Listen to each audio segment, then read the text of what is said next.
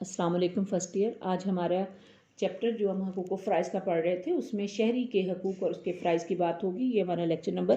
10 ہے. شہری سے مراد کیا ہوتا ہے؟ کسی بھی ملک، ریاست یا کسی بھی شہر کا رہنے والا جو باشندہ ہے اس کو ہم شہری کہتے ہیں. اور شہری کی جو اقسام ہے اس میں دو طرح کی ہو جاتی ہیں، ایک مسلم شہری ہے، غیر مسلم شہری ہے. یعنی ایک وہ لوگ جو کہ مسلمان ہیں، اگر مسلمان معاشرہ ہے تو اس میں مسلمان شہری جو ہیں ان کے حقوق، اور پھر غیر مسلم شہری، دونوں کو حقوق جو ہیں وہ ایک طرح کے حاصل ہوتے ہیں. ایک شہری کے حقوق 4 قسم کے ہوتے ہیں. نمبر 1 پہ پہلی بات یہ ہوتی ہے کہ اس کو مذہبی حقوق حاصل ہو،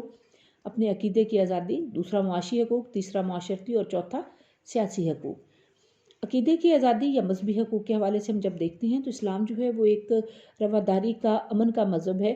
اور دوسرے عقائد اور مذاہب کا وجود برداشت کرنے کی تعلیم دیتا ہے. نبی کریم صلی اللہ علیہ وسلم جب ہجرت کر کے مدینہ گئے تو وہاں پر میثاق مدینہ جو ان کا جس کو ایک منشور جو طے پایا ان کے درمیان، اس میں ایک شکل یہ بھی رکھی گئی تھی کہ تمام باشندگان جو رہنے والے لوگ ہیں ان کو مذہبی آزادی حاصل ہوگی. اسلامی حکومت کسی کو تبدیلی مذہب پر نہ تو مجبور کر سکتی ہے، کیونکہ قرآن پاک میں ارشاد ہوتا ہے لا اکراہ فی الدین، دین میں جبر نہیں. اپنی مرضی سے کوئی آئے تو وہ ٹھیک ہے.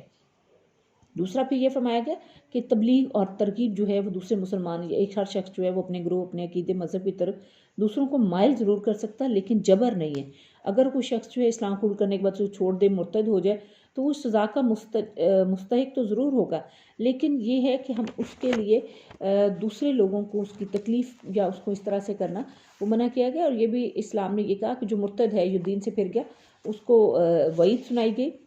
پھر یہ بھی فرمایا گیا کہ اگر ایک شخص جو ہے وہ کسی جگہ، کسی علاقے یا شہر میں رہنے والا ہے تو اس کو آزادی ہوگی اپنی عبادات میں. اب ہم اپنے ملک میں ہی دیکھتے ہیں تو یہاں پر ہمیں گرجا گھر بھی نظر آتے ہیں. وہ کہ یہ لوگ جو ہیں عیسائی، یہ اقلیت میں موجود ہیں لیکن ان کو مذہبی آزادی حاصل ہے، اور ان کے لیے یہ بھی کہا گیا کہ وہ لوگ اپنی جو ان کی عبادت گاہیں ہیں ان میں اپنا کریں گے، لیکن اپنے عقیدے یا اس کے مذہب کے مطابق عبادت اور اس کو مذہبی رسومات کو انجام تو دیں گے، لیکن اس کے لیے دوسروں کے پرچار کرنا یا اس طریقے سے دوسروں کے سامنے نہیں کریں گے، اور پھر نہ ہی کسی قسم کا کوئی فتنہ و فساد جو ہے وہ برپا کریں گے.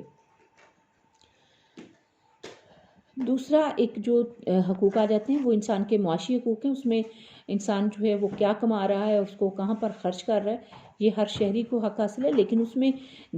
ذرائع اس کے جو ہیں وہ جائز ہوں، اور پھر جائز ذرائع کے ساتھ جب وہ کمائے تو اس کو جائز کاموں پر ہی اس کو استعمال کرے. یہ اس جو شہری پر یہ حق ہے اپنے اس کے اسٹیٹ کا. لیکن اس کے ساتھ ساتھ اس کو معاشی تحفظ بھی ملتا ہے کہ وہ اپنے جو ہیں وہ جو بھی مال کماتا ہے یا کرتا ہے، اگر وہ ٹیکس پیئر ہے، اپنا نام اس کا ادا کر رہا ہے، تو اس کے ساتھ ساتھ وہ اپنے جو حکومت ہے اس کے اپنے روپے پیسہ، اپنی پراپرٹی جو اس کی ملکیت میں آ جاتی ہے، اس کا تحفظ اس ملک کے ذمہ ہوتا ہے کہ وہ اس کا تحفظ کرے.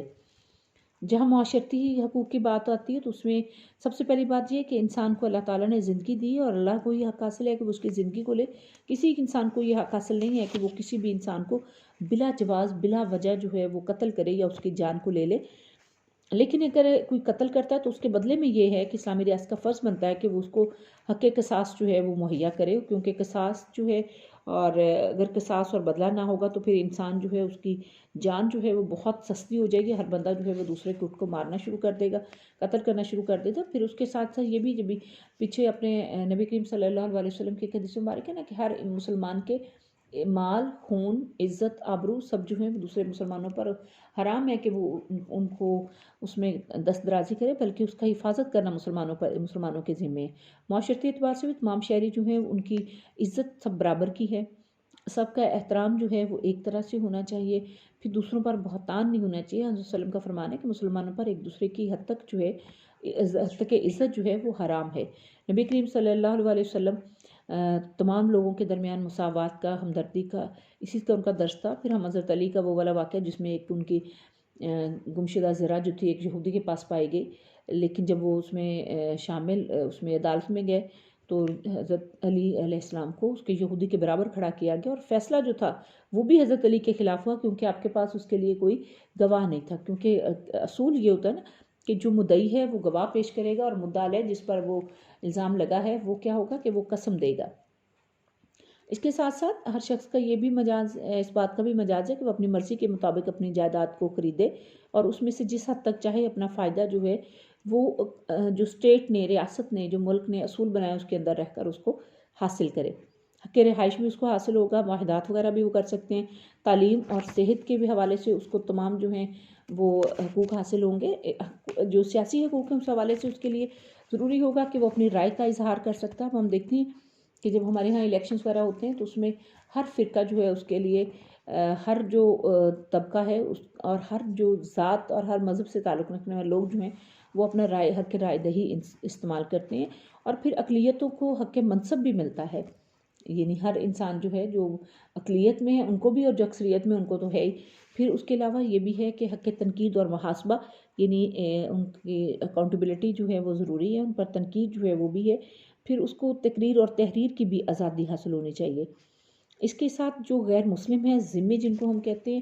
وہ کسی بھی مسلمان یا ریاست کا باشندہ ہو، مسلم ریاست اس کی جان، مال اور آبرو کی حفاظت کرتی ہے، اور وہ تمام حقوق جو ایک مسلم ریاست میں مسلمانوں کو حاصل ہوتے ہیں وہ سب کے سب غیر مسلم شہریوں کو بھی حاصل ہوتے ہیں۔ یہ جس کے ساتھ جیسے مذہبی آزادی ہے، جان، عزت، آبرو کی حفاظت، مال کی حفاظت، دوسرے شہری جو ہیں ان کی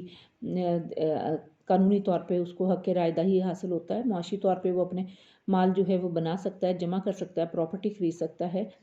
اور وسلم کا ایک ارشاد ہے جس نے کسی ذمہ کو قتل کیا وہ جنت کی خوشبو نہیں سونگے گا۔ جو شہری ہیں ان کی جو خوبیاں یا اس کے اوصاف جو ہے وہ سب سے پہلی بات یہ ہے کہ ایک شہری کو اپنے اسٹیٹ کے ساتھ، اپنی ریاست کے ساتھ، اپنے ملک کے لوگوں کے ساتھ اس کو وفادار ہونا چاہیے۔ اس کے لیے یہ بھی ہے کہ جیسا کہ قرآن پاک میں ارشاد ہوتا ہے کہ اطاعت کرو تم اللہ کی، رسول کی اور ان کی جو اولو الامر منکم، جو تم میں سے صاحب امر ہیں۔ اسی آیت میں اللہ تعالیٰ نے اپنے اور اپنے رسول کی اطاعت و فرمانبرداری کے ساتھ ساتھ اسلامی ریاست کے احکام کی اطاعت کا بھی حکم فرمایا ہے کہ اگر حاکم جو ہے فاسق اور فاجر بھی ہو مگر حکم اس کی شریعت کے خلاف نہ ہو تب بھی اس کی اطاعت جو ہے وہ ضروری ہے۔ حکومت سے تعاون کے لیے بھی یہ کہا گیا کہ کوئی بھی اگر جو ہے وہ معاشرے کے شہری کا فرض ہے کہ عوام کی فلاح اور بہبود کے لیے یا اس کے امن و امان کے جو حالات ان کو پرسکون رکھنے کے لیے وہ اپنے حکومت سے تعاون کرے، جس میں نہ تو وہ رشوت والے کام کرے، نہ چور بازاری، قتل، فریب دہی یا اس طرح کے اپنا جو ہے بعض کا ذخیرہ اندوزی یا زیادہ رقم وہ قیمتیں بڑھا دینا، وہ اس طرح کے حکومت سے تعاون کرے۔ اپنے جو بھی انہوں نے اصول بنائے گورنمنٹ کے اس کے ساتھ ان کو پابند ہونا چاہیے، قانون کا احترام کرے، ٹیکسوں کی جو ادائیگی ہے وہ بر وقت کرے، اور اپنی رائے دینے کے لیے اپنی رائے میں ایک مناسب سوچ سمجھ کا اظہار کر کے صحیح لوگوں کو سامنے لے کر آئیں۔ اور پھر یہ بھی کہ جیسے فوجی خدمات ہیں، جس مسلمان ہر شہری کا فرض ہے کہ وہ ضرورت پڑنے پر اپنے ملک کی حفاظت اور دفاع کے لیے اپنی جان کی قربانی دینے سے بھی دریغ نہ کرے، کیونکہ اسلام یہ کہتا ہے کہ تمام ارکان اسلام جو ہیں وہ ایک عمارت ہیں اور اس کی ڈھال یا چھت جو ہے وہ جہاد ہے، تو جہاد جو ہے اس کے لیے بھی نکلنا چاہیے۔ پھر اس کے علاوہ اگر گورنمنٹ جو ہے، حکومت جو ہے وہ اپنے فوجی یا دفاع کے لیے اپنے جو ہے وہ ادارے بناتی ہے تو اس میں بھی ان کو تن من کی دھن کی بازی لگانی چاہیے، اور اس کے ساتھ وفاداری کا اور جو وہ حلف دیتے ہیں اس کی پاسداری کرنی چاہیے۔ اپنے تمام جو فرائض ہیں اس کی ادائیگی میں کسی قسم کی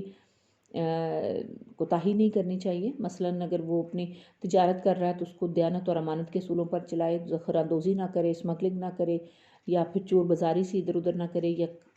ناپ تول میں کسی قسم کی کوئی کمی نہ کرے، اپنے ذرائع آمدن جو ہیں ان کا صحیح استعمال کرے، اور اس کو جس طرح ہم لوگ اب وہ ٹیکس کا نظام ہے یا جو بھی گورنمنٹ نے بنایا اس میں اپنے اثاثے جو ہے وہ صحیح طور پر شو کرے، اپنے بچوں کی تعلیم اور تربیت کے لیے معاشرے کے ساتھ، حکومت کے ساتھ توجہ کرے، اور حکومت کی بھی یہ ذمہ داری ہے کہ وہ بچوں کی تعلیم اور تربیت کے لیے اپنے شہریوں کو کسی قسم کی پریشانی کا سامنا نہ کرنے دیں، ان کی صحت کا خیال رکھے، اور دوسرے شہریوں کے ساتھ بھی رواداری، پیار، محبت اور اس طرح کا سلوک جو ہے وہ روا رکھنا چاہیے۔